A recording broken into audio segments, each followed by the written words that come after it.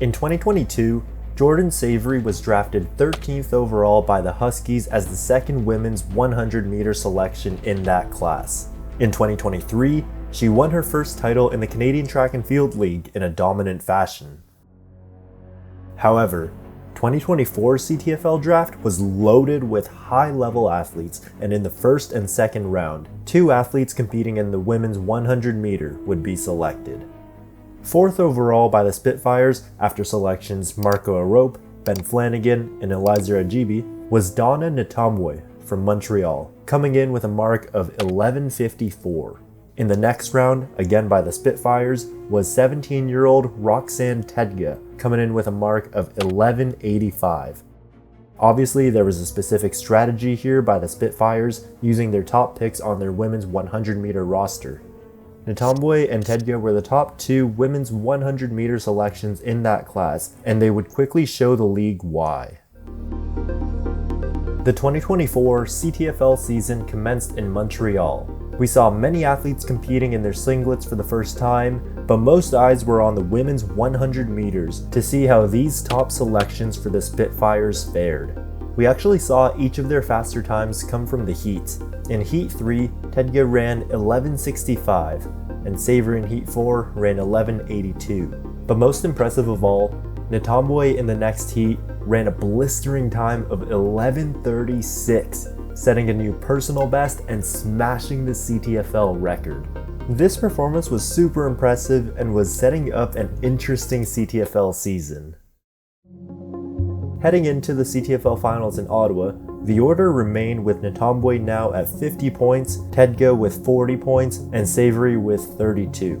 Unfortunately, the leader Ntambue would have to miss the finals, which meant that the 17-year-old Roxane Tedga was now the favorite for the title. Leading by 8 points, she would just need a clean race as she's been doing all season to take home the women's 100-meter title. In case you're not familiar with how the scoring system works in the CTFL, the championship mark is the last point category to be filled, which occurs only at the CTFL Finals. Based on how the athletes placed, they're awarded these respective points to add to their total. The athlete with the most cumulative points is crowned champion. This meant that for Savoury to defend her title, she would need to beat out Roxane Tedga by over an 8-point margin. But by the way the Spitfires athlete had been running all season, this looked to be very unlikely. The CTFL Finals was hosted by the Ottawa Lions on July 6th. Much like other meets in the Athletics Canada National Track and Field Tour, there was an open section throughout the afternoon, and the evening held the elite section, where most of the CTFL Finals were to take place. During this rainy summer evening, we saw the 100-meter women line up in this half-empty finals. With a clean start out of the blocks, Savoury in the middle of the track looked to get out the quickest, then Tedga on the inside made up some ground, and McIntyre of the Arctics closed quickly for a very tight finish at the line.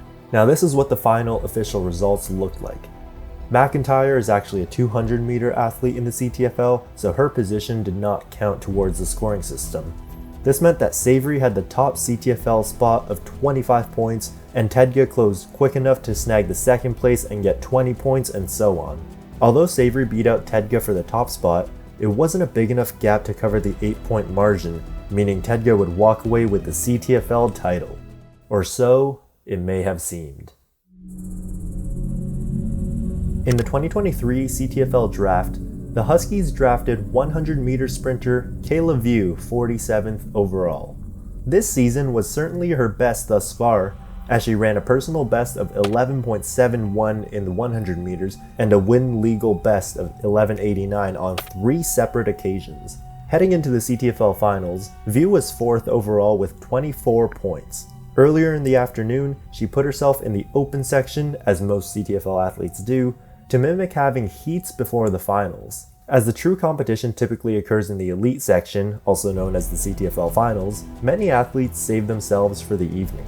However, View was the only CTFL athlete who actually ran a quicker time in the open section than in their finals, and, well, this time happened to be 11:96.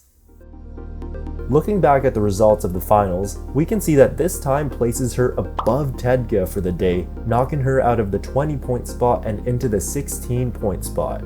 And when we look at the total points at the end of the finals, it looks like this, where Savoury actually managed to edge out her competitor by 1 single point, and we might be able to say, with the help of her Huskies teammate.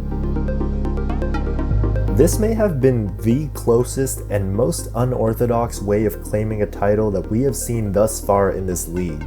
And of course, there's always the what if question if Ntambue was able to compete at the finals and how that would have shaken things up. But for now, we can say that Savoury successfully defended her title and is now the 2-time CTFL 100-meter champion.